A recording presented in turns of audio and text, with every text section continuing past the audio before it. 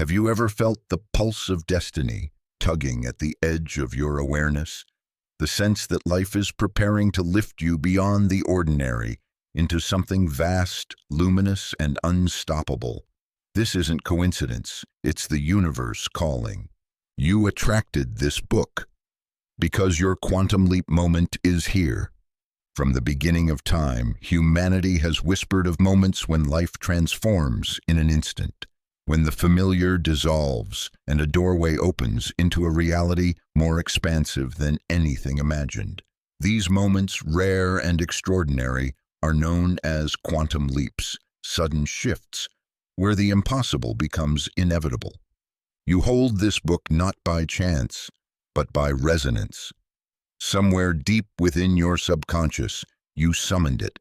Your energy, your desires, your quiet prayers, they aligned with the unseen currents of the universe, drawing this very message into your hands. You are standing at the threshold of transformation, and this is your guide. A quantum leap is not effort multiplied, nor progress added step by step. It is acceleration, the collapsing of timelines, the bending of possibility. What once seemed years away can arrive in days. The struggle that tethered you dissolves, and you find yourself living a new story written by your higher self. This book is not merely words. It is a mirror reflecting your readiness, a map that charts the invisible corridors of consciousness. Each chapter is a key, unlocking doors you may have forgotten existed. The journey ahead will call upon your courage, your imagination, and your willingness to surrender the old in order to embrace the vast. As you listen, remember, you did not stumble upon these teachings. You attracted them. You are not waiting for your moment. It has already arrived. The universe is whispering. Your quantum leap begins now. Chapter 1. The Call of Acceleration. In a quiet village surrounded by fields of golden wheat, there lived a woman named Celiora, who often felt the rhythm of life moving too slowly. Her neighbors seemed content with steady days, but Celiora sensed something stirring beneath the surface of her existence. Each evening, as she watched the sunset paint the horizon, she heard whispers carried on the wind, voices speaking not in words, but in a vibration, an urging, "There is more." She could not explain this sensation to others. When she tried, they only smiled kindly and told her patience was the path to prosperity. Yet Celiora knew what she felt was not restlessness. It was acceleration, like the air just before a storm, charged with energy waiting to break. One evening, her grandmother, an old woman whose eyes carried both softness and lightning, drew her close and said, "Child, when the call of acceleration comes, you must answer it. The universe does not whisper forever. It will roar, and you must leap." This is how the quantum leap announces itself, not as gentle footsteps, but as a quickening within you. Your heart feels too large for your chest. Your thoughts outrun your days. A sense of destiny hums through ordinary moments. The call of acceleration is unmistakable once you recognize it, though it often disguises itself as discomfort.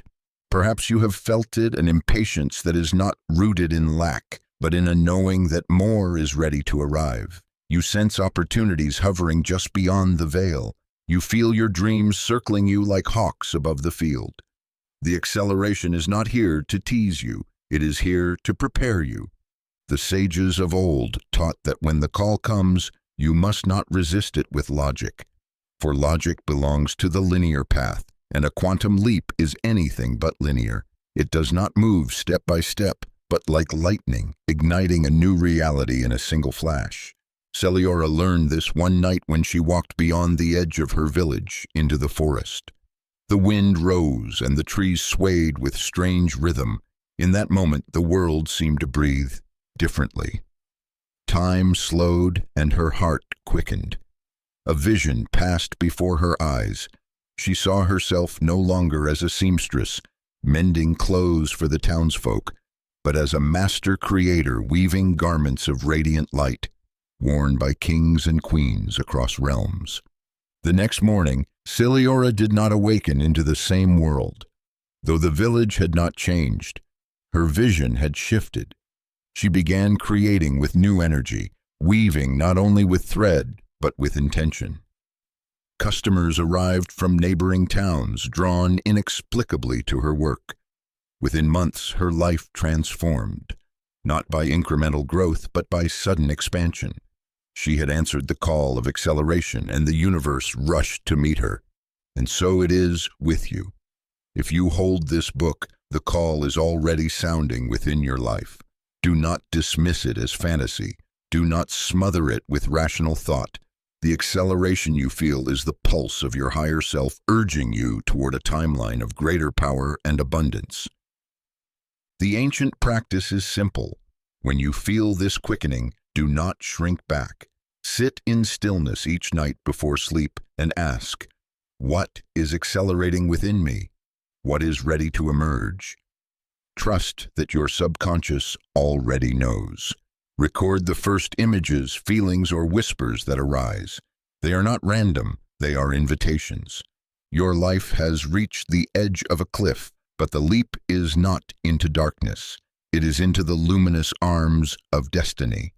The call of acceleration does not come to all at once, but when it comes to you, it is a sign that the universe has judged you ready. Your quantum leap begins with listening, and listening begins now. Chapter 2. The Energy of Invitation. In a bustling marketplace, a young merchant named Althar struggled to sell his goods. No matter how carefully he arranged his wares or how persuasively he spoke, customers passed him by. One evening, weary and discouraged, he visited an old mystic who lived near the edge of the city. The mystic, with a knowing smile, said, "You are pushing with your hands when you should be pulling with your energy. Life is not chased, life is invited." Althar did not understand, but the mystic handed him a small mirror and whispered, "What you feel within, the world reflects without. If you wish for abundance, you must become the invitation to abundance." From that day, Althar began an experiment. Instead of rising with dread, he woke each morning and whispered to himself, "I am a magnet for prosperity. My presence invites opportunity." He carried this quiet frequency with him to the marketplace, not through forceful words, but through the energy of welcome. Soon, customers began pausing, drawn not only to his goods, but to the ease and light around him. Within weeks, his stall was the most visited in the square. The truth is this: your energy is an invitation. Every thought, every feeling, every belief radiates a signal into the field of infinite possibility. The universe responds not to what you say, but to what you emanate. When you emit doubt, you invite delay. When you radiate certainty, you invite miracles. Think of your energy as the fragrance of a flower. Bees are not summoned by command, but by the sweetness that flows naturally. So too, abundance is not coerced. It is attracted. This is why ancient traditions taught the practice of attunement. Each night before sleep, you are encouraged to feel the energy of what you desire as though it already surrounds you. If you long for love, breathe the warmth of love into your heart until it overflows. If you seek success, let your body rest in the vibration of triumph. As you drift into dreams, this frequency becomes your silent invitation, and the universe cannot resist answering it. Althar discovered that it was not the mirror that held power, but his willingness to embody the energy he wished to receive. The marketplace, the customers, even the prosperity he gained, they were reflections of his inner signal. So it is with you. To invite your quantum leap, you must broadcast its frequency. Do not beg life to change. Become the living embodiment of your desired reality. Your energy is your doorway, and the universe rushes through open doors. Chapter 3. Crossing the Threshold. On the edge of a coastal cliff lived a fisherman named Darren, who feared the sea, though it had fed his family for generations. Each morning he lingered at the shore, casting his net only in shallow waters. Though he longed for greater harvest, He trembled at the thought of venturing deeper. One evening, an elder approached him and spoke, "The treasures you seek are not found at the shore. They wait beyond the threshold of fear. If you wish to live the life that calls you, you must cross it." That night, Darren dreamt of a vast ocean shimmering with golden light. He saw ships laden with treasures beyond imagination, yet they sailed far from the coast. He awoke trembling, knowing his destiny required him to leave the safety of the familiar. The next morning, though his heart pounded, he pushed his boat past the waves and into the open sea. There, his nets overflowed in ways he had never known. This is the nature of thresholds. A quantum leap demands that you surrender the old story and step into the uncharted. The threshold is rarely comfortable. It feels like risk, uncertainty, even death of the known self. Yet beyond it lies the reality your soul has been summoning. You too stand at a threshold. Perhaps it appears as a decision you have delayed, an opportunity that frightens you, or a vision that feels too vast. The leap requires you to release the shallow waters and trust the deeper currents. The ancients taught the ritual of crossing. Each night before sleep, visualize yourself stepping across a glowing line of light. Behind you, see the shadows of old fears dissolving. Before you, behold a radiant path awaiting your courage. Speak aloud, "I cross into my higher destiny." Darren's courage transformed his lineage. His children no longer feared the sea but sailed boldly, guided by the memory of his leap. And so it will be with you. When you cross the threshold, you do not only change your life, you alter the destiny of those who follow. Your leap is not merely for you. It is for the future written in the stars. The threshold awaits. Will you step across? Chapter 4. The Collapse of Timelines. In the heart of a bustling kingdom lived a watchmaker named Elias, known for his steady hands and patience. His shop overflowed with clocks of every kind, grand pendulums, delicate pocket watches, sundials etched with gold. Yet in recent years he felt his craft no longer matched the urgency of his heart. Though his clocks measured hours, his soul longed for a faster rhythm. He sensed that life was meant to change in leaps, not in ticks. One evening, after closing his shop, Elias lingered before a massive hourglass. He watched sand fall grain by grain, but then his vision blurred. Instead of slow descent, he saw all the grains rushing at once, collapsing into the bottom chamber in a sudden flood. In that moment, he understood. Time is not always sequential. It can fold, collapse, and converge into a single instant where destinies meet. This is the nature of the quantum leap. While the ordinary path demands years of progress, incremental change, and steady building, the leap bends time itself. Possibilities that once appeared distant begin to rush toward you as if summoned. What you believed would require years of toil can arrive in days because the linear illusion dissolves when your consciousness aligns with higher truth. Elias experienced this when a foreign traveler entered his shop. The man, impressed by the elegance of his designs, offered him a commission unlike any other to construct a timepiece for the king. Elias accepted, though he had never imagined royal patrons in his future. Within weeks, his name spread throughout the kingdom, his work gracing palaces and temples. What should have taken decades of recognition unfolded in a season. The collapse of timelines occurs when your energy vibrates at such intensity that the universe rearranges itself to meet you swiftly. It is not about doing more, it is about aligning so deeply that reality rushes to catch up with who you have already become inside. You may wonder how such bending of time is possible. The answer lies in the quantum field, where past, present, and future exist simultaneously. When you shift your state of being, you shift the timeline your consciousness occupies. What once seemed far away already exists. Your leap is the act of stepping into it. The ancient practice is this. Each night, as you drift toward sleep, imagine holding a thread of light that stretches across countless versions of your future. See them glimmering like stars, some distant, some near. Then, with deliberate intention, choose one and pull it closer until it merges with your heart. Whisper, "This is my reality now." The act of choosing collapses other paths and draws the chosen one into form. Elias discovered that the king's commission was not luck, but resonance. He had shifted his inner vibration to one of worthiness, and the universe collapsed time to deliver the opportunity. So too can you. Do not measure your dreams by the ticking of the clock. Time is clay, and consciousness is the sculptor. When you align, time bows.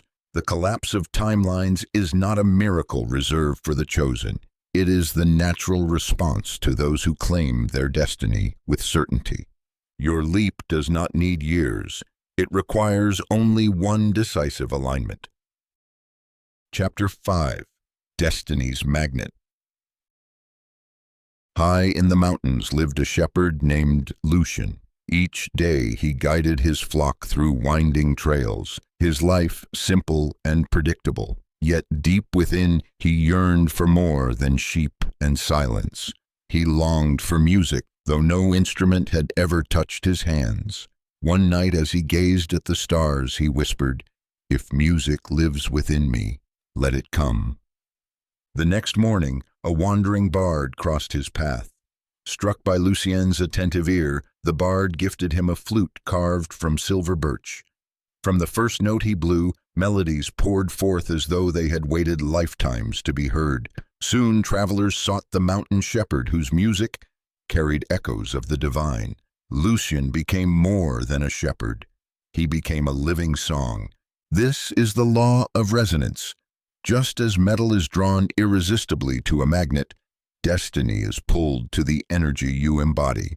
Lucian had not studied nor trained, yet his longing acted as a magnetic field, summoning the exact instrument and teacher he required. You too possess such a magnet. Every thought, emotion, and belief emits frequency, and the universe cannot resist responding. When your heart beats in harmony with your desires, opportunities appear as if they were searching for you all along.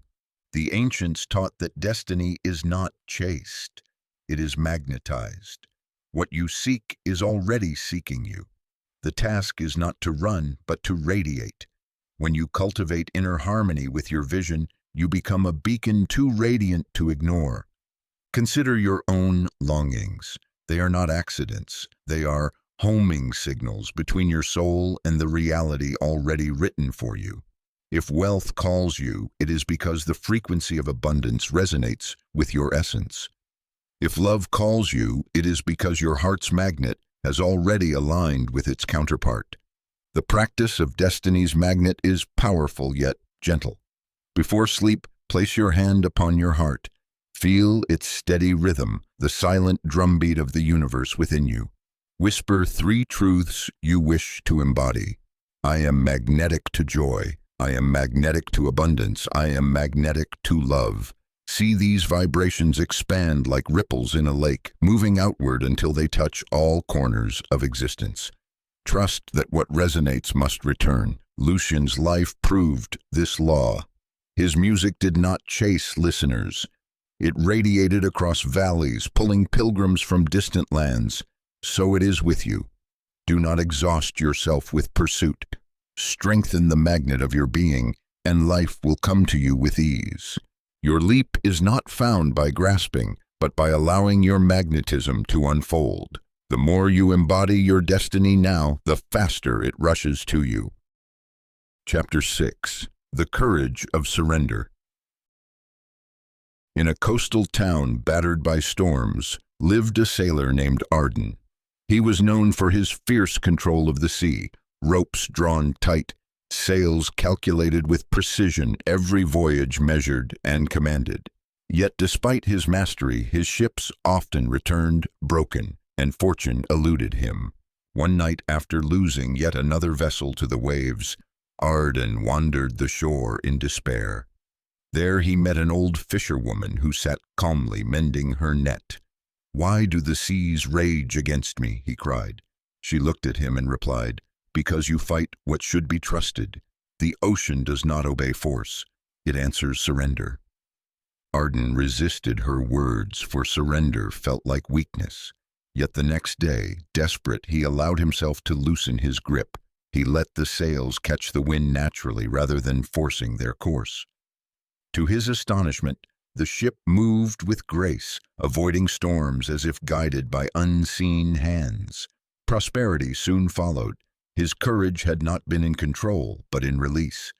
This is the paradox of the quantum leap. It is not seized with force, but received through surrender. The leap requires courage not to hold tighter, but to let go, to release the rigid structures of how you think life must unfold, and to trust that the unseen current carries you where you belong. Control is the anchor that keeps you in shallow waters. Surrender is the wind that carries you to uncharted shores. When you let go of your demand for certainty, the universe reveals pathways you could not design. The practice of surrender is sacred. Each night as you prepare for rest, speak aloud, "I release the need to control. I trust the current of life. I surrender to the wisdom that guides me." As you drift into dreams, imagine yourself floating effortlessly upon a vast river, carried toward destiny without resistance. Arden's fortune transformed when he learned that surrender was not abandonment, but alignment. By releasing control, he entered partnership with the very forces he once opposed. His ships prospered, his voyages thrived, and his heart grew light. So too with you. The leap will not come by forcing doors open. It will come by surrendering into the stream that was always carrying you. The courage of surrender is the bridge to your quantum leap. Trust it, and the ocean of destiny will guide you home. Chapter 7. Living at the Edge of the Unknown. In the shadow of high cliffs stood a village where fishermen ventured only into familiar waters. The tides had sustained them for generations, yet they lived modestly, never daring to push beyond the horizon. Among them was a young man named Kyle, whose eyes often lingered where the sea met the sky. He felt an ache in his chest when he watched the horizon glow at sunset. Though he had never said it aloud, he longed to go further, to explore the mysteries that lay hidden in uncharted waters. But when he spoke of his dream, the villagers shook their heads. "The unknown swallows men whole," they warned. "Stay where it is safe. Stay where you belong." Still, Kyle could not silence the call. One night, guided by starlight, he untied a small boat and drifted into the deep. Every oar stroke carried him into a silence so vast it frightened him. His mind filled with questions. What if I never return?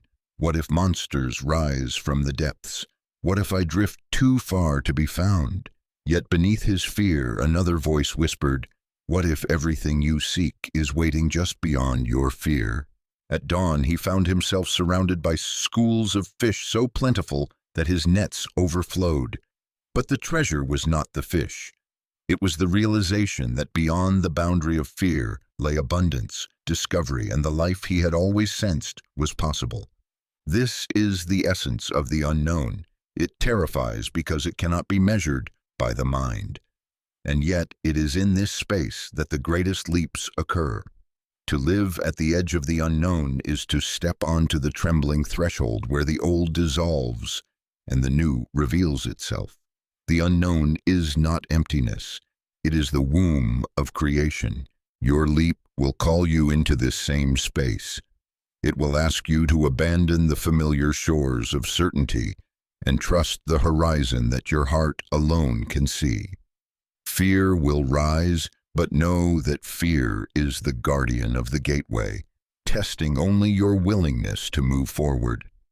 The ancient practice for this chapter is one of deliberate encounter. Each night before sleep, bring to mind one desire that frightens you with its immensity.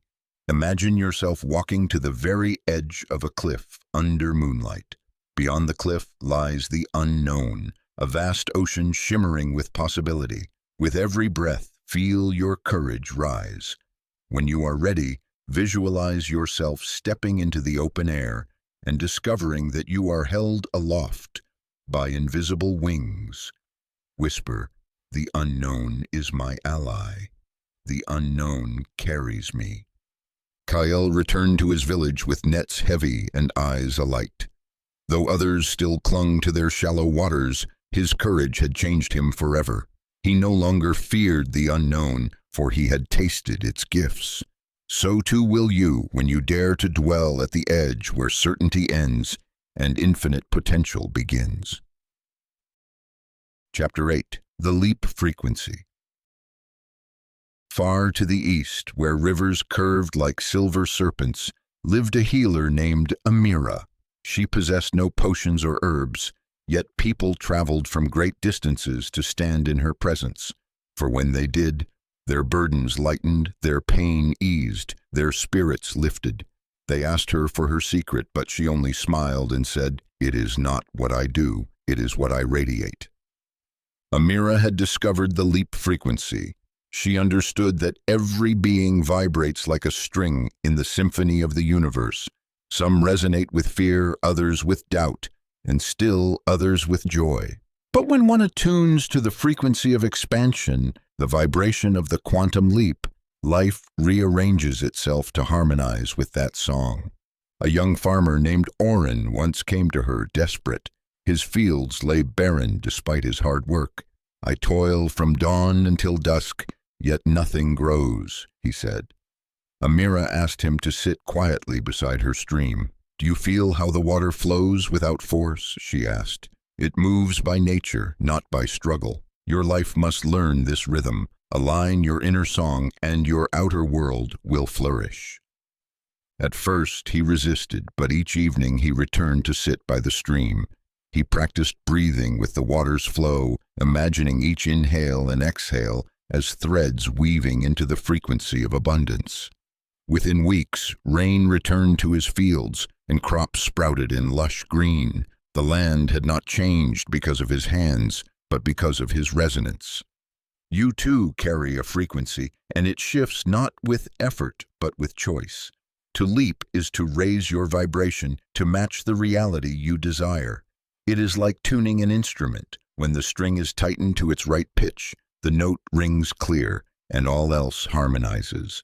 The practice is this. Before sleep, imagine yourself bathed in a radiant tone, a vibration humming through every cell. Name the quality you seek, prosperity, love, freedom, and feel it as sound. Hear it ring, feel it reverberate in your chest. Whisper, "I attune to the leap frequency of my destiny." As you drift into dreams, let this tone guide your subconscious into resonance with your higher timeline. Oren's crops flourished because his being sang the song of abundance. Amira healed because her frequency was unwavering. And so can you when you learn that the leap is less about striving and more about tuning. The universe always answers the note you play. Chapter 9. The Inner Gatekeeper. In a sprawling city stood a grand temple with gates of bronze. Pilgrims traveled for weeks to enter, for inside the temple flowed a fountain said to grant visions of destiny. Yet many stood at the gates for years, never stepping inside. Not because the gates were locked, but because the gatekeeper within themselves would not allow them entry. One such pilgrim was Dorian, a scholar weary of his failures. He longed to see his future, yet felt unworthy. Day after day he walked to the temple but turned back, whispering, "Not today. I am not ready." The gates remained open, but his own beliefs kept him outside. The truth is that every soul carries an inner gatekeeper, an ancient figure who protects the subconscious from what it deems too dangerous to accept. This guardian is not cruel. It was born from old wounds, doubts, and fears designed to keep you safe. Yet the same guardian that once shielded you now prevents you from entering the temple of your own destiny. Dorian's breakthrough came when an elder monk approached him. "The gate is not your enemy," the monk said. "It is your creation. Speak with it, and it will let you pass." That night, Dorian stood before the gates in meditation. He envisioned the gatekeeper, a towering figure with stern eyes. Trembling, he spoke, "I honor you for protecting me, but now I am ready. Let me through." The figure softened, opened its arms, and the gates dissolved. Dorian stepped inside and drank from the fountain, and his destiny unfolded before him. So too in your journey. The leap does not only require vision, it requires permission. Until your subconscious feels safe, it will resist transformation, even when opportunity knocks. The task is not to fight the gatekeeper, but to befriend it. The ancient practice is simple yet profound. Each night as you prepare for sleep, close your eyes and imagine walking to the gates of a radiant temple. See the gatekeeper standing before you. Ask what it fears, what it protects, and listen without judgment. Then place your hand upon its chest and whisper, "Thank you for guarding me. I am safe now. Allow me to enter." With repetition, the gatekeeper will step aside and your subconscious will open to the leap. Dorian's story reveals what many forget, that the greatest barrier is not in the world, but within. The leap requires not only courage, but compassion for the parts of you that resist it.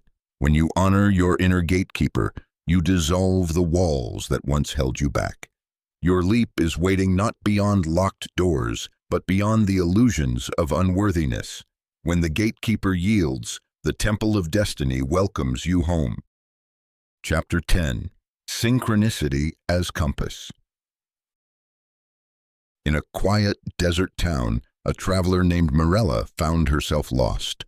Her map was torn, and the paths stretched endlessly in every direction. She sat under a lone acacia tree and wept, unsure which way to walk. As her tears fell upon the sand, a small lizard darted across her path.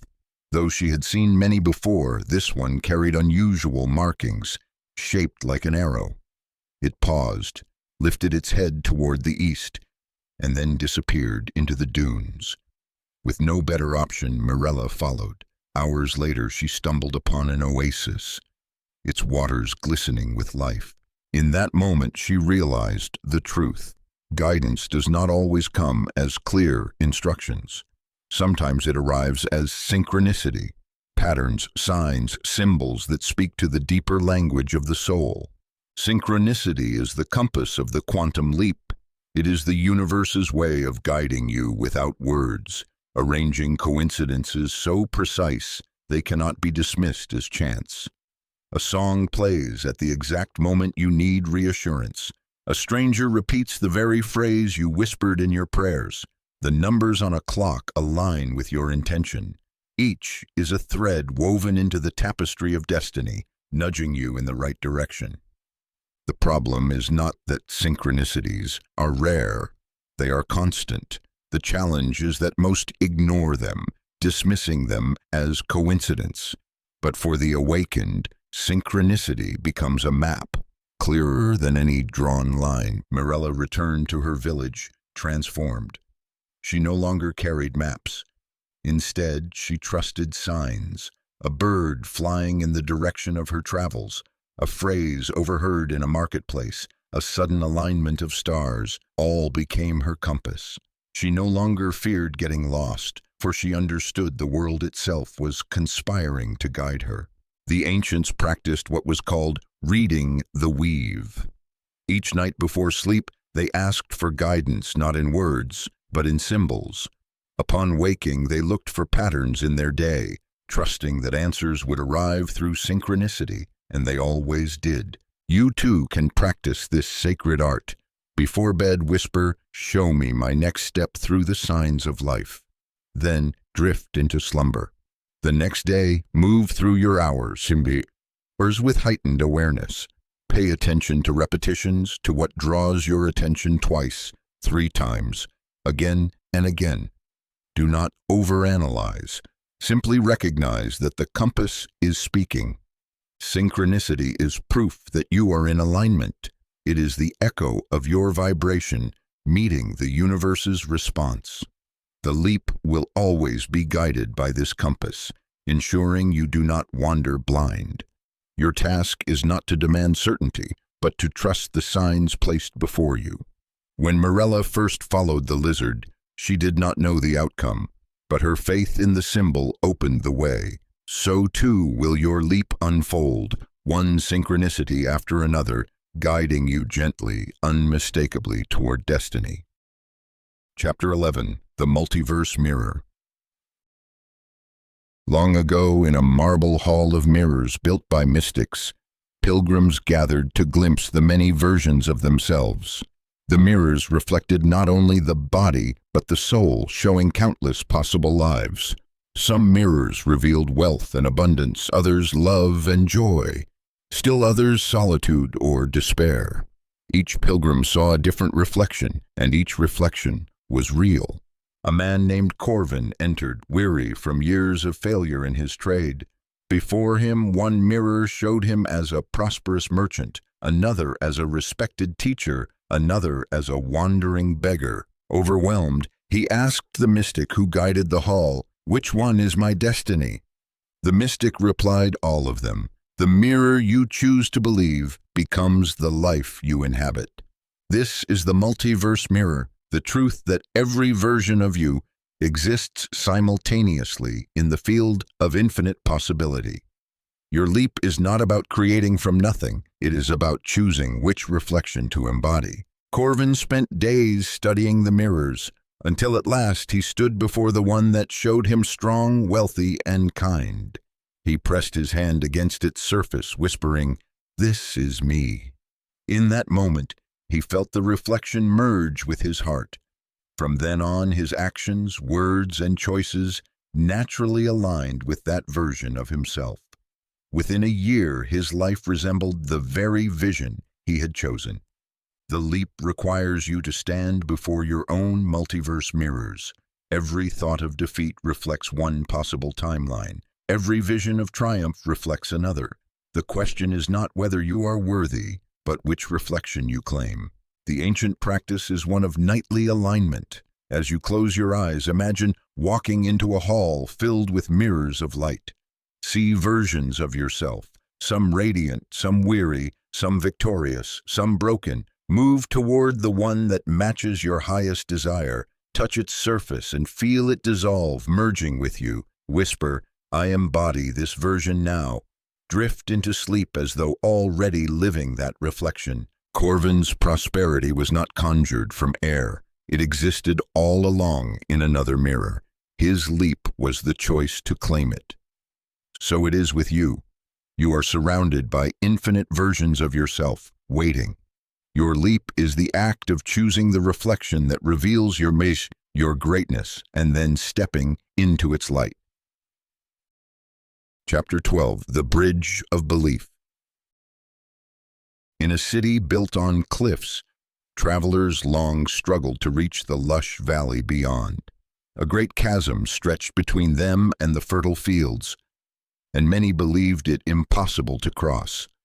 Some tried to build bridges of wood and stone, but storms swept them away. Most gave up, telling their children, "The valley is a dream. It cannot be reached." But a young woman named Celine refused to accept this. Each night she dreamt of the valley, its streams, its orchards, its golden harvests. Though mocked for her visions, she spoke of them with certainty, as if she had already walked among the fruit trees. People laughed, but she did not falter. One morning, after years of ridicule, Celine awoke to find a bridge spanning the chasm. It was not of stone or wood, but of light itself, woven from the fabric of her unwavering belief. Without hesitation, she stepped upon it. Her faith had created the passage others said was impossible. Belief is the bridge between your current reality and your leap. Without it, the gap yawns wide, and doubt swallows your progress. With it, timelines collapse, and the path appears. The world often teaches that belief must follow evidence. Yet in truth, evidence follows belief. What you dare to accept as already true becomes the seed from which reality blooms. Celine understood this, and the universe responded. Your leap, too, requires this bridge. You cannot wait until the valley appears. You must build the bridge first, with conviction, with words spoken as if the dream were already lived, with thoughts unwavering in their certainty. The ancient practice is one of nightly declaration. Before sleep, speak aloud 3 beliefs you choose to embody. Even if no evidence yet surrounds you, say, I am already abundant, I am already loved, I am already free. Feel these beliefs as truth. As you drift into slumber, imagine walking across a radiant bridge toward the life that already belongs to you. Celine's valley was no illusion. It was always there waiting. Her belief built the bridge, and her courage carried her across. So too with you. The leap is not a chasm to fear, but a passage to claim. The bridge of belief is woven with threads of certainty. Step upon it, and the valley of your destiny awaits. Chapter 13. Energetic Signature Reset. In a valley of emerald fields, there lived a calligrapher named Seraphim. His work once brought joy to nobles and poets, for his brush seemed to flow with the whispers of heaven. Yet as years passed, his commissions dwindled. He wrote the same words with the same skill, but something invisible had shifted. People no longer felt moved by his art. Frustrated, Seraphim visited a hermit who lived on the mountainside, known for hearing the music of the unseen. The hermit listened patiently and said, The brush has not failed you. Your hand is steady, your ink pure. It is not the form, but the frequency. Your energy has dimmed, and the world no longer resonates with your song. Reset the music of your being, and life will answer again. That night, Seraphim lay awake, listening to the crickets hum. He placed his hand upon his heart and realized it beat in heavy tones of doubt, fear, and exhaustion. His strokes carried the vibration of his despair. He wept, for he understood at last. The world responds not to what we do, but to the signature we broadcast. An energetic signature is like the fragrance of a flower. It cannot be hidden. It emanates constantly, attracting or repelling what is in resonance with it. When Seraphim reset his frequency, choosing gratitude, joy, and reverence, his calligraphy once more drew admirers from across the land. The letters had not changed, but the energy within them had become luminous. So it is with you. Your leap cannot be carried on the frequency of fear. It requires the vibration of the future you wish to live. If your signature is scarcity, you will attract lack. If your signature is worthiness, you will magnetize abundance. The ancient practice for resetting is one of resonance cleansing. Each night before sleep, imagine your body as an instrument, every cell a string. Ask yourself, what frequency have I carried today? If it has been worry or doubt, visualize these strings slack and heavy. Then, with your breath, tighten them gently until they vibrate in golden harmony. Whisper, I reset my energy to abundance, love, and freedom. Drift into slumber, vibrating at the signature of your leap. Seraphim learned that his art was not in his brush, but in his being. And you must remember the same. Your leap is not in what you do, but in who you become. Reset your energetic signature, and the world will resound to meet you. Chapter 14. Quantum Visioning. On the outskirts of a great desert, a nomad woman named Amira often dreamt of an oasis unknown to her tribe. While others described only the dunes and their endless sameness, Amira spoke of towering palms, flowing streams, and orchards heavy with fruit. The elders shook their heads, saying, You imagine too much. The desert holds only sand. But Amira refused to silence her visions. Each night she closed her eyes and walked in her mind's eye through the oasis, tasting the sweet water, feeling the shade of palm leaves, smelling blossoms carried on the wind. The vision became so real to her that it was no longer dream, but memory. One morning, led by an inner certainty, she guided her caravan away from familiar routes. Days later, they stumbled upon the very oasis she had long described. The others fell to their knees in awe, but Amira only smiled. She had seen it countless times before in her mind. This is the power of quantum visioning. Your subconscious cannot tell the difference between what is vividly imagined and what is experienced. By impressing clear visions of your desired future into your inner world, you create the blueprint for the outer world to follow. The leap cannot occur without vision, for the universe requires a destination. But this vision must be more than thought. It must be alive with sensory detail and emotion. When you feel it as real, your subconscious aligns your entire being to attract it. The ancients practiced nightly vision quests. Before sleep, they lay still and allowed their mind to wander into futures yet unseen. They walked through halls of wealth, sat in gardens of peace, embraced lovers yet to arrive. By saturating themselves in these visions, they programmed their subconscious to seek alignment. Your practice is this. Each night, choose one scene of your desired reality. If it is abundance, see yourself opening a door to a home filled with light. Smell the wood of the beams, touch the walls with your fingers, hear laughter echoing in its chambers. If it is love, feel the warmth of another hand in yours, the softness of a gaze that lingers. Speak as if it is already yours.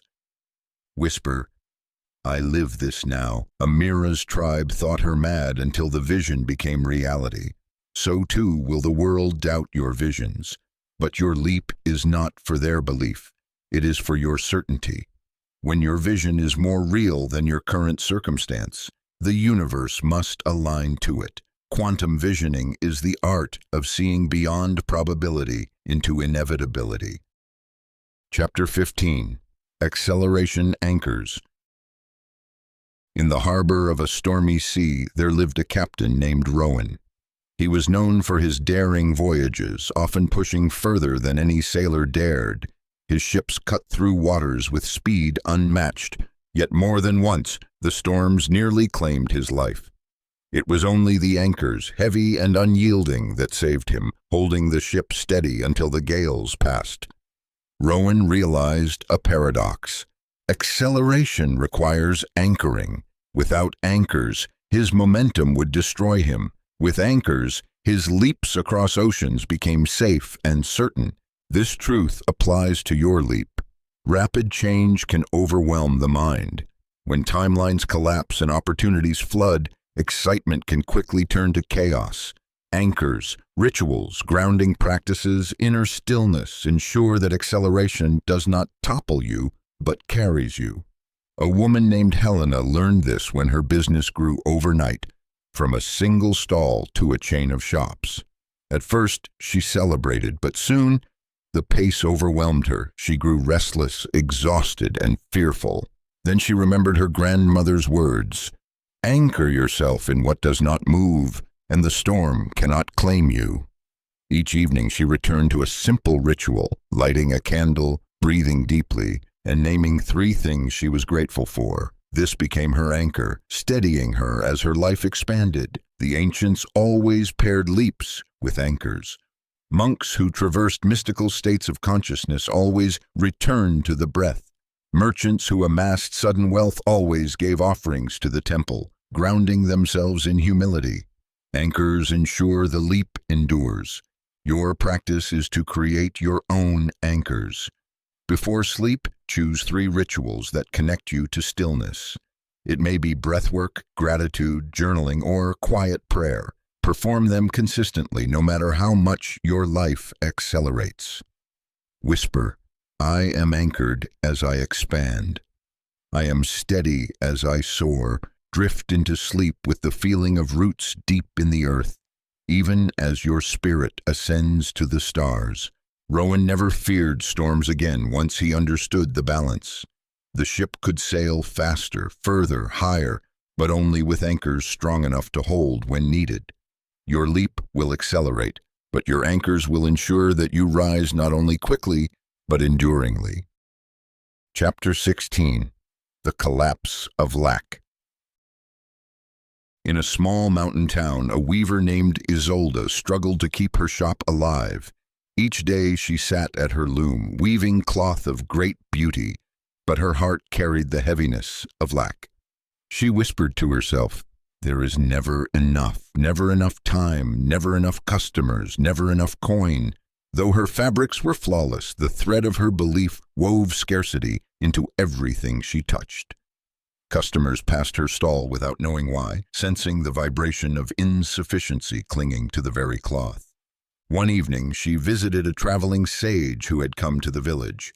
She poured out her sorrow, and the sage listened patiently before taking a piece of her fabric in his hands. He held it to the light, then said, "Your loom weaves only what your heart commands, and your heart has been commanding lack. Collapse this pattern, and abundance will flow." That night, Isolde lay awake. Instead of repeating her familiar words of insufficiency, she began whispering a new mantra. "There is always enough. I am surrounded by plenty. My work is blessed by abundance." At first her words felt like lies, awkward upon her tongue, but she persisted. Each evening she spoke them before drifting to sleep, planting them deep into the fertile soil of her subconscious. Within weeks, small changes began. Strangers paused at her stall, drawn to the warmth in her eyes rather than the doubt. Soon her fabrics sold more quickly. Her coin box grew heavier. It was not the threads of her loom that had shifted, but the threads of her belief. The collapse of lack had begun. Scarcity is not an external condition, but an internal imprint. It is a shadow cast upon the mind, convincing you of limitation when the universe itself holds infinite supply. To leap, you must collapse this illusion. You must stop weaving threads of lack and begin weaving patterns of abundance. The ancient practice is this: each night before surrendering to dreams, imagine a great tapestry hanging before you. Upon it are woven the words you have spoken about your life, some golden, some gray, some torn and frayed. Find the threads of lack, pull them loose one by one, whispering, "This belief no longer serves me." Then, with each breath, weave new golden threads. I am enough. Life is abundant. The universe provides. See the tapestry glow until its radiance fills your room. Isolde's story teaches the truth. Lack cannot exist where belief in abundance is firm. When she collapsed the old pattern, the world responded with prosperity. So it shall be with you. The leap will not carry scarcity. It will only carry those who have woven abundance into the fabric of their being. Chapter 17. Magnetic Self-Identity. In a kingdom of marble towers lived a scholar named Thalen. He studied diligently, memorizing ancient scrolls, yet he always felt unseen. Others advanced in rank, chosen for positions of honor, while Thalen remained overlooked. One day, disheartened, he asked an elder teacher why fortune passed him by. The teacher placed a mirror before him and said, "It is not the world that fails to see you. It is you who fails to see yourself." Identity is the magnet. The world responds to the way you name your own being. Thalen pondered this deeply. He realized that though he longed to be recognized as a wise scholar, in his heart he still identified as a timid boy from a poor village. He carried himself in the posture of smallness, and the world only mirrored back what he believed himself to be. Determined to shift, Thalen began each night standing before the mirror, whispering not who he was, but who he chose to become. I am a scholar of great wisdom. I am worthy of honor. I am a man of influence and light. At first his reflection seemed to mock him, but over time his voice grew steadier, his gaze stronger. Soon others noticed a new presence about him. Invitations arrived, doors opened, and his life aligned with the identity he had claimed. This is the magnetic power of self-identity. You cannot leap while clinging to a name that no longer serves you. The universe arranges itself not around your wishes, but around your declared identity. Who you believe yourself to be determines the opportunities you magnetize. The ancient practice is one of nightly naming. Before bed, speak aloud 3 I am statements, crafted not from your past, but from your desired future.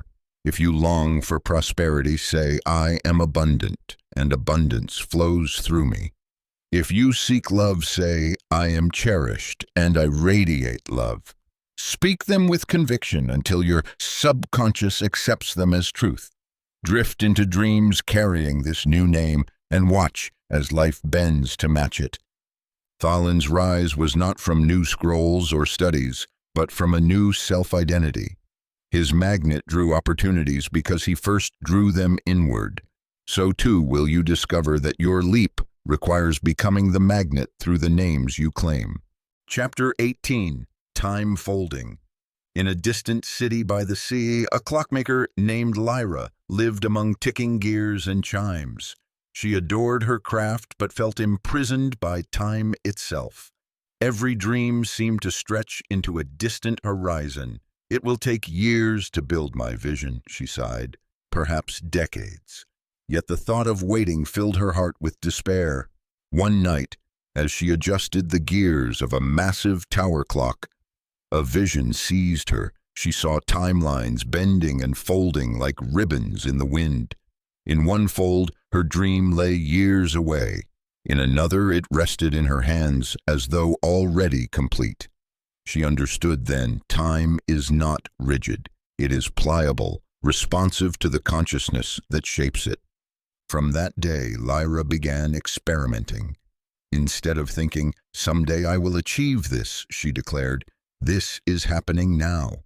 She immersed herself in the feeling of already living her dream, embodying the certainty that the future had collapsed into the present. Within months, opportunities that should have taken years began arriving. Patrons sought her work. A guild offered her leadership. Her destiny, once thought distant, folded neatly into her present life. This is the mystery of time folding. The leap does not wait for years to pass. It arrives when you align so deeply with your vision that the distance dissolves. Time bends, compresses, accelerates to deliver what you are ready to receive. The ancient practice is one of temporal anchoring. Each night before sleep, choose a desire you imagine far away.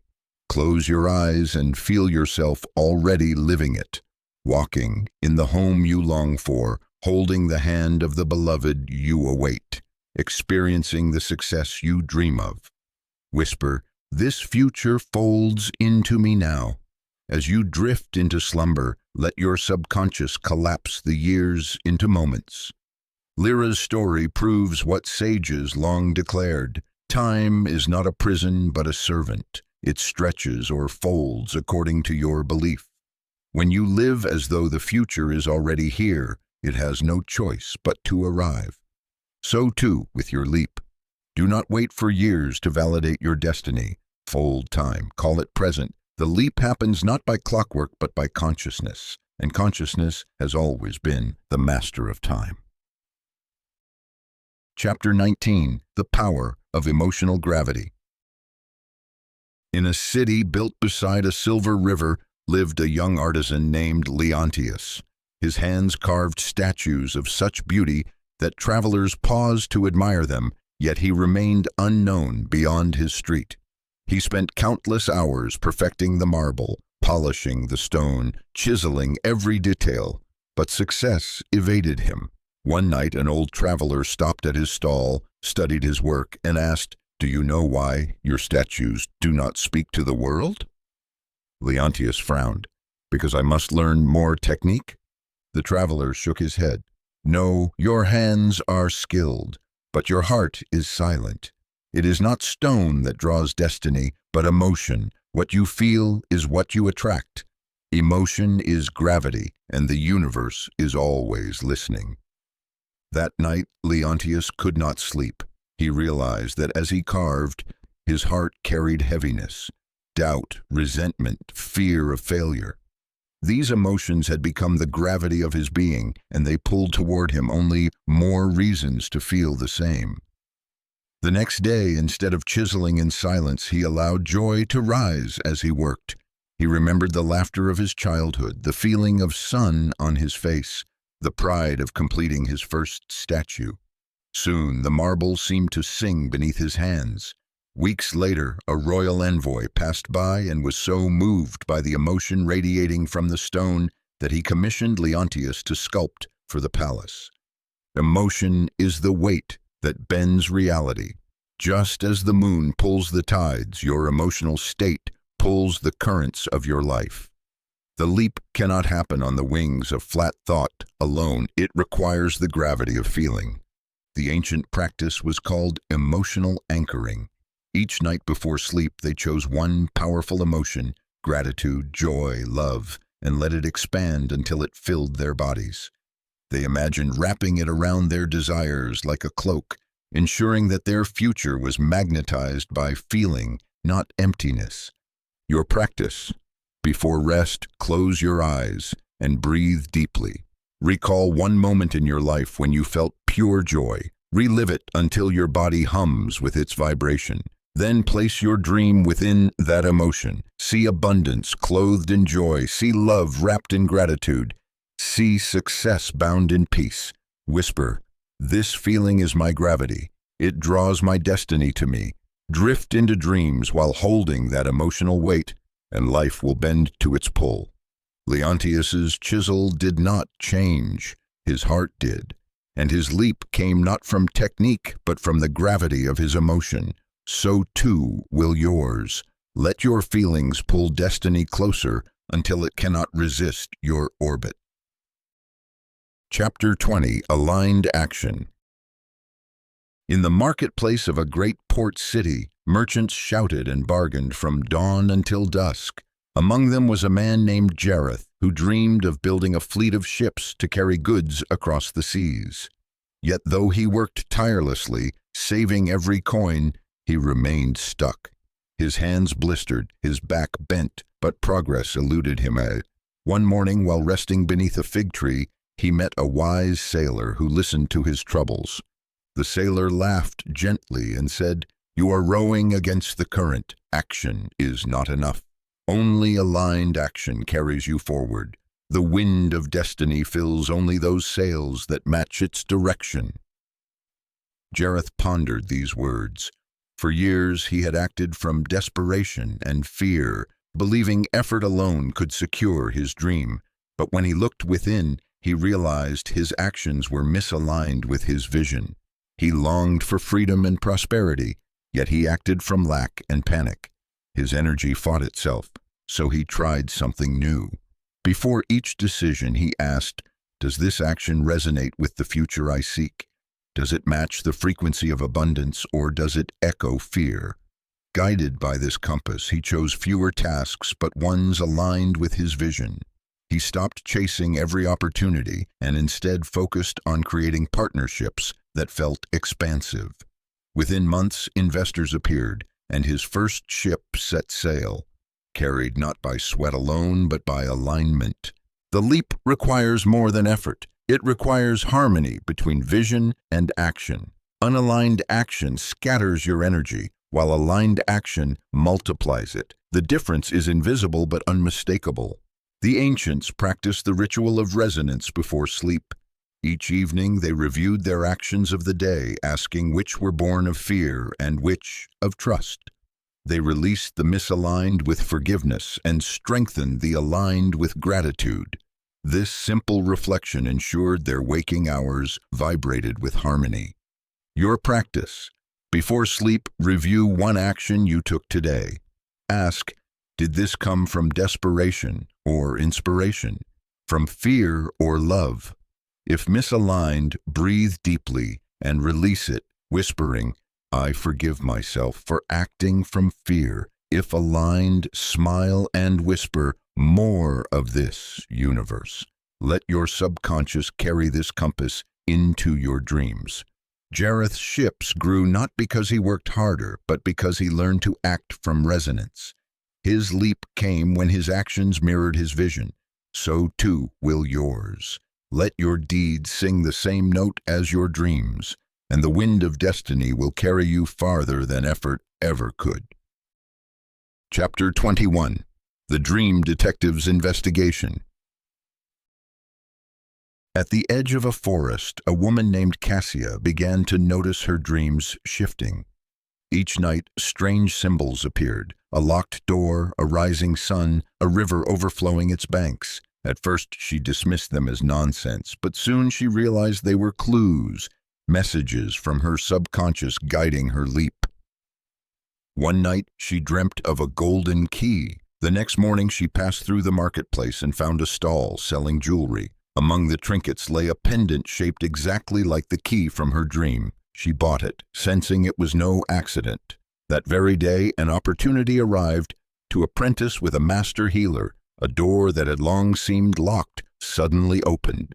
She understood then, dreams were not random stories. They were investigations, clues left by the subconscious to solve the mysteries of destiny. To become a dream detective is to learn the language of the soul. Dreams speak in symbols, not sentences. A staircase may mean progress. A flood may reveal emotions rising. A bird in flight may signal freedom calling. By recording and interpreting these nightly messages, you piece together the guidance your higher self provides. The ancients treated dreams as sacred counsels. Each morning they recorded every image, no matter how trivial. Over time, patterns emerged, symbols repeated, themes circled back. They trusted these symbols more than spoken words, for the subconscious is honest when the conscious mind sleeps. Your practice: keep a dream journal beside your bed. Each morning, before moving or speaking, write down every fragment you recall. Do not dismiss odd details: a color, a face, a sound. Over days, review your notes. Watch for recurring symbols. Ask what they whisper about your leap. Before sleep, request clarity. Show me what I must know for my next step. Drift into slumber as an investigator, ready to receive clues. Cassia's leap unfolded not because she searched in daylight, but because she listened in the night. Her dreams held the answers all along, waiting for her to notice. So too with you. Your subconscious leaves breadcrumbs in the dark, guiding you through the labyrinth of your leap. Be the detective. Record, interpret, and trust. The clues are there, waiting to be found in the theater of your dreams. Chapter 22. The Manifestation Mathematician. In a quiet monastery by the sea lived a monk named Aurelius. He was no ordinary monk, for he saw the world not in words, but in numbers. To him, the petals of a flower whispered geometry, the waves upon the shore pulsed in spirals, and the flight of birds traced invisible equations across the sky. Others found his ways peculiar, but Aurelius knew a secret. Manifestation followed patterns, and those who learned to weave their desires into these patterns summoned miracles with precision. One evening, a merchant came to him distraught over repeated failures. No matter how hard he worked, fortune slipped through his fingers. Aurelius listened and then drew in the sand a perfect triangle. "Do you see this shape?" he asked. "It is the foundation of creation: thought, feeling, and action. Align these three and the pattern holds. Break it, and your manifestation collapses."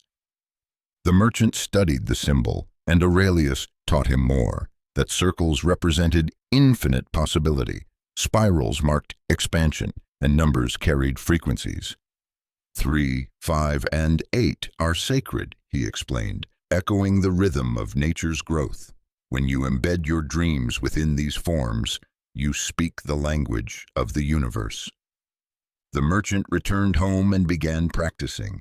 He arranged his intentions in groups of 3, spoke affirmations 5 times each night, and envisioned his goals unfolding in spirals of golden light. Within months, prosperity flowed to him, not by chance, but by pattern. Manifestation is not chaos, it is mathematics. Every desire has a rhythm, every intention a shape. The leap requires not random wishing, but conscious weaving of your dreams into the universal patterns that govern creation. The ancient practice is this: Each night before sleep, visualize your desire placed within a perfect geometric form. See it at the center of a radiant triangle, representing thought, feeling, and action in harmony. Then expand it outward in a spiral, imagining it growing larger with each breath. Whisper, "My desire aligns with the patterns of creation. It must unfold with grace and precision." Aurelius spent his life teaching that the universe is a grand equation, and manifestation is solved not through struggle, but through resonance with these hidden codes. So too with you. Let your leap be not a stumble, but a deliberate alignment with the mathematics of destiny. When you place your dreams within sacred patterns, the universe cannot help but answer, for it recognizes its own language echoed back. Chapter 23. The Collective Consciousness Connector. In a windswept village where winters were long and harsh, there lived a healer named Elira. Though she had little training, people came from distant lands to seek her touch. Her herbs were common, her chants simple. Yet when she laid hands upon the sick, they healed swiftly. When asked how she performed such wonders, Elira replied, "I am not healing alone. I draw upon the great field of all who have ever healed, thought, dreamed, and loved. I tap the collective." Her gift was not magic, but remembrance. She understood that no mind is isolated. Beneath the surface of individual thought lies a vast ocean of shared wisdom, woven from every experience across time. When she quieted her own fears and opened her heart, she became a channel for this ocean, and solutions poured through her. One evening, a famine struck the village. Crops withered and despair spread. Elira sat in silence, asking not her own mind, but the collective for guidance. That night she dreamt of ancient farmers grinding acorns into flour. Upon waking, she shared the vision, and the villagers followed. The forests provided endless acorns, and they survived the famine. Her connection had tapped into ancestral memory stored within the shared field. Your leap cannot rely on your isolated perspective. It requires tapping into the collective consciousness, for within it lies every answer, every possibility. When you expand beyond self, you discover you are part of humanity's great web, and the wisdom of the many flows through you. The ancients practiced this through intentional merging. Each night before sleep, they visualized their mind as a glowing sphere. Then they expanded it outward until it touched countless other lights, forming a vast net of shining orbs across the world. In this field, they whispered, "I open to the wisdom of the collective. Let what I need be given. Let what I carry uplift the whole." They drifted into dreams as both receiver and contributor. Your practice is the same. Before bed, imagine joining a great circle of humanity, all minds glowing, all hearts beating together. Offer your gratitude to this field and request its guidance. Trust that dreams, inspirations, and synchronicities that follow will not be your mind alone, but the voice of the collective whispering through you. Elira saved her people not because she was extraordinary, but because she remembered the connection all share. So too with you.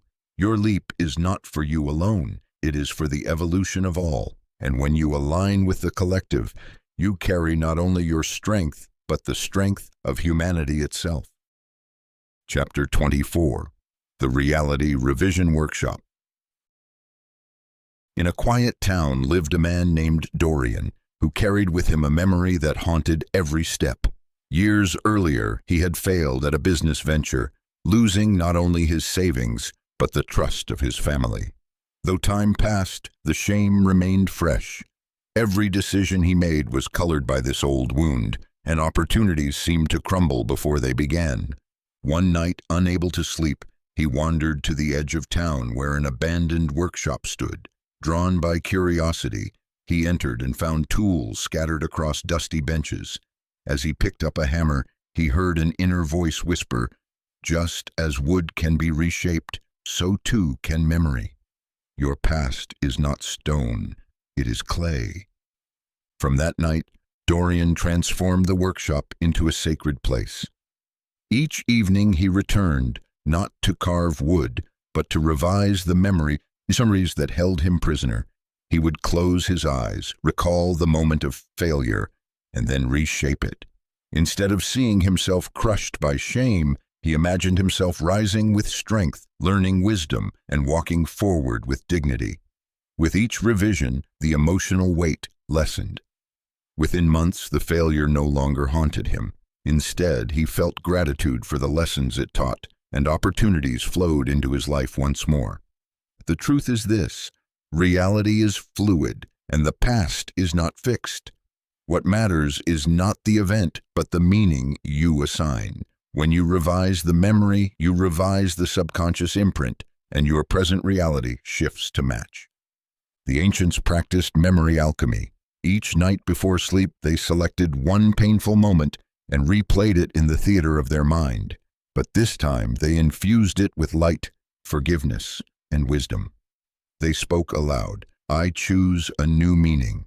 This memory now empowers me." In dreams, their subconscious integrated this revision, dissolving old wounds and birthing new strength. Your practice is to create your own workshop of revision. Before sleep, select one memory that still stings.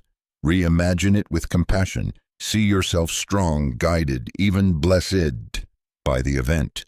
Feel the emotional charge dissolve, replaced by clarity and peace. Drift into dreams knowing that your subconscious has accepted the new version, and your present will shift accordingly. Dorian discovered that his past was not his prison, but his canvas. By revising the meaning, he unlocked the future. So too will you. The leap requires not only moving forward, but healing backward, rewriting the stories that bind you. The workshop of revision is always open, waiting for your hand upon the tools. Chapter 25. The Gratitude Amplification Chamber. In a quiet valley where rivers curved like ribbons of silver, there lived a farmer named Elias. His fields produced modest harvests, never more than enough to survive.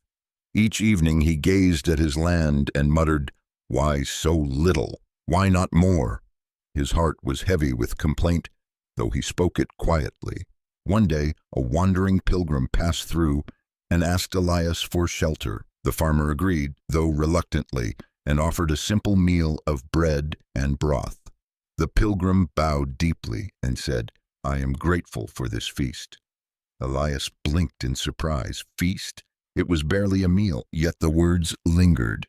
That night, the pilgrim explained, gratitude multiplies what it touches. Where complaint breeds scarcity, gratitude opens the floodgates of abundance. Skeptical but curious, Elias began a practice. Each morning he stood at the edge of his fields and whispered thanks, not for what he wished, but for what already grew. He thanked the soil, the rain, the small sprouts. At night, before sleep, he listed 3 blessings from the day, no matter how small: the warmth of sunlight, the laughter of a child, the taste of clean water. Soon, something remarkable unfolded. His fields began to yield more, though the weather and soil remained unchanged. Neighbors noticed the vibrancy of his crops. Elias himself grew lighter, smiling more, walking taller. What had changed was not the earth, but his energy. Gratitude had become his chamber, amplifying his frequency until abundance resonated with him. Gratitude is not polite manners. It is a frequency of creation. When you carry it into sleep, your subconscious multiplies it through the night. You awaken, magnetized to more reasons for thanks, and life answers by sending them. The ancients built gratitude chambers in their temples, small rooms where priests would chant words of thanks until the walls vibrated with the energy of appreciation.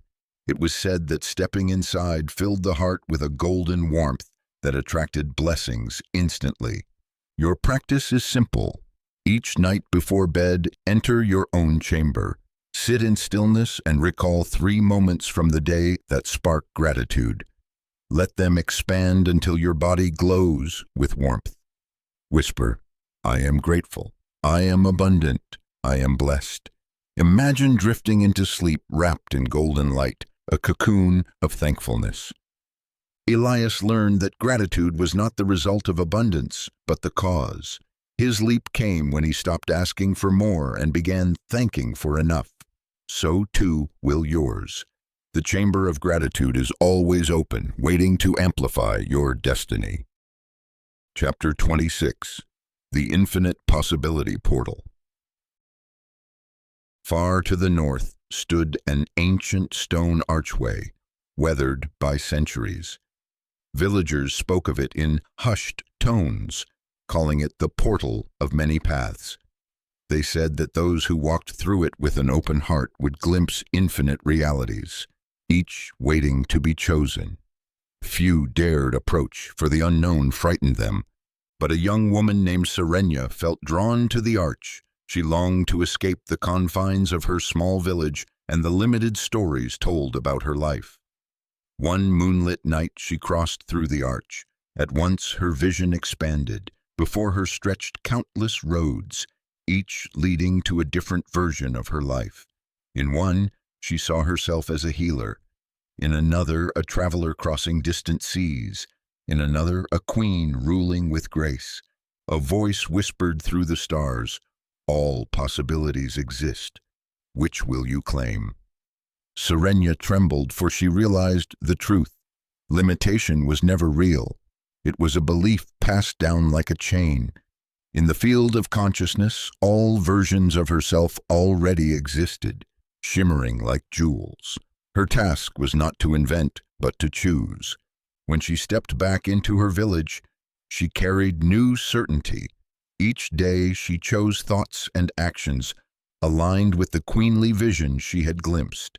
Soon events rearranged, strangers arrived to guide her, opportunities blossomed, and she became a leader her people adored. Her leap was not created, it was chosen from the portal of infinite possibility. This is the nature of your leap as well.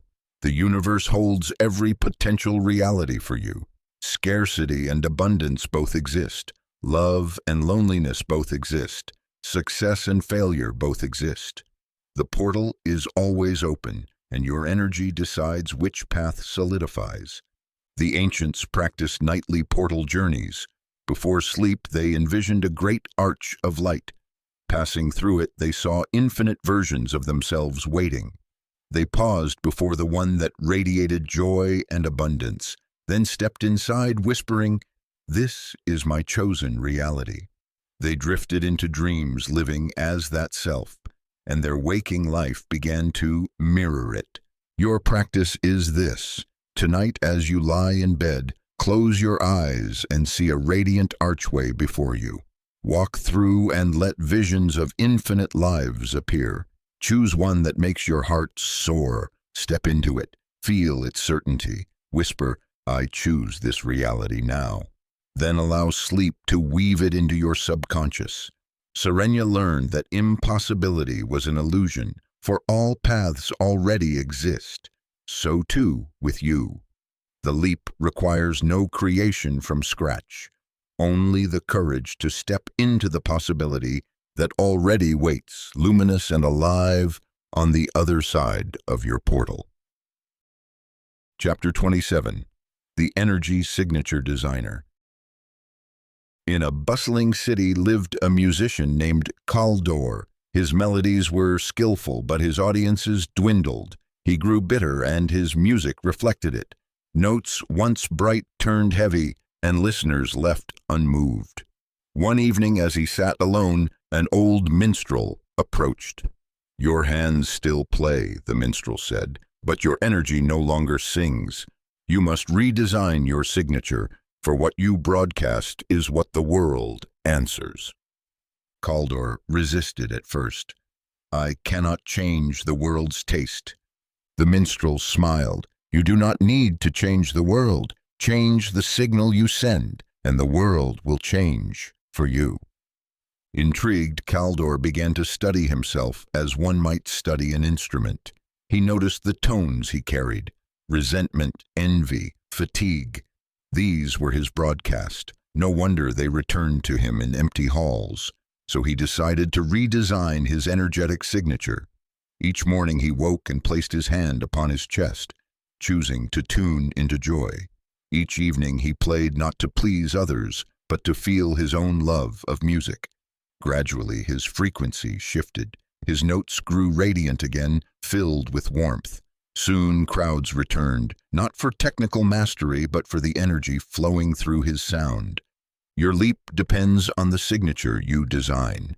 Every human radiates like a beacon, sending frequencies into the field. Those frequencies draw back matching experiences. You are not trapped with your current signal, you can redesign it. The ancients practiced this through ritual. Before sleep, they envisioned themselves as sons of light, radiating chosen frequencies. They whispered, "I broadcast abundance. I broadcast love. I broadcast vitality." As they slept, their subconscious adjusted their signature, and their days reshaped to mirror it. Your practice is to become deliberate with your design. Tonight, choose 3 qualities you wish to radiate. Imagine them as colors of light, perhaps gold for abundance, pink for love, emerald for health. See them pulsing from your heart, expanding outward, filling your room, your city, your world. Whisper, "This is my new signature. Life responds to me now." Fall asleep as a radiant transmitter of your chosen destiny. Calder discovered that audiences were not drawn by skill alone, but by frequency. His leap came when he became the designer of his energy rather than the victim of it. So too with you. Redesign your signature, and the universe will dance to the music of your being. Chapter 28. The Synchronicity Orchestrator. In a coastal town of white stone and narrow streets lived a woman named Clementine. She was a quiet painter known only to her neighbors for decorating doorways with patterns of seashells and flowers. Yet one summer, her life began to shift in a way she could not explain. Each morning as she awoke, small coincidences wove themselves into her days. A passerby hummed the same melody she had dreamt of the night before. A letter arrived just as she was about to despair over rent, offering her a commission she had not pursued. The world itself seemed to be arranging itself around her steps. At first, she dismissed these happenings as luck, but when they multiplied, when the very streets seemed to echo her thoughts, she realized she was walking inside a grand symphony of synchronicity.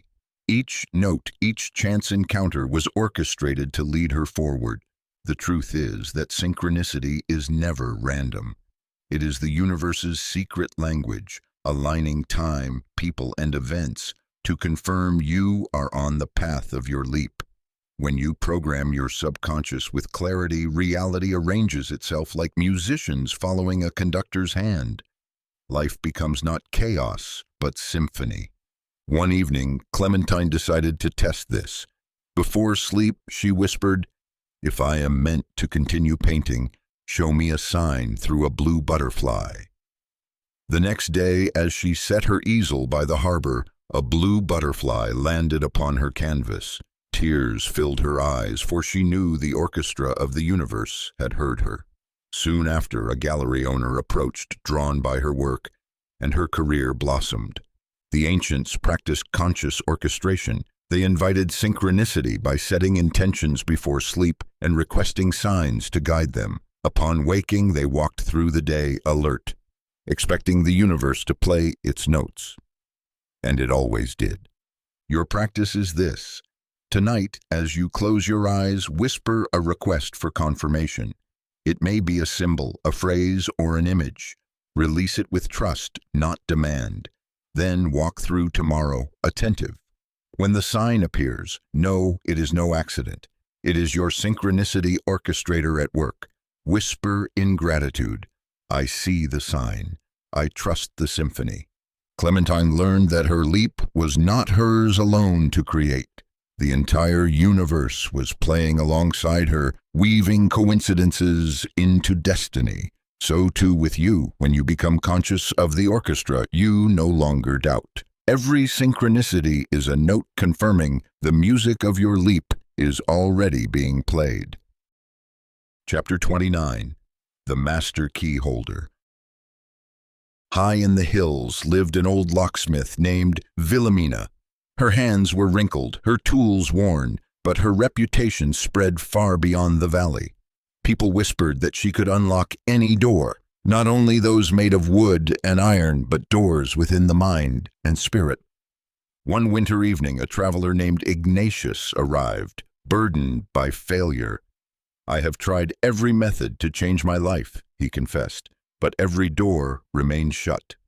Wilhelmina led him to her workshop, where hundreds of keys hung from the rafters. She pressed a single golden key into his palm. "This key opens nothing outside you," she said softly. "It opens the truth that you are the dreamer of your life. You are the key, the lock, and the door itself." Ignatius did not understand at first, but that night, as he slept holding the golden key, a dream came. In it, he saw himself standing before 1,000 locked doors. Fear gripped him until he noticed that the key dissolved into light and merged with his own chest. In that moment, the doors opened without resistance, for they were never separate from him. He awoke with tears of realization. He was not chasing the key. He was the key. This is the final truth of the leap. Every practice, every ritual, every symbol points back to this. You are the master key holder. The universe is not outside you, it dreams through you. The leap is not about unlocking an external destiny, but remembering that you were always the source of creation.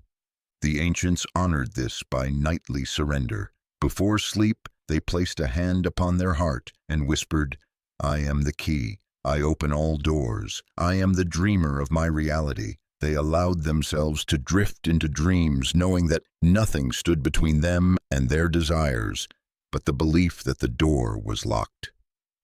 Your practice is the same.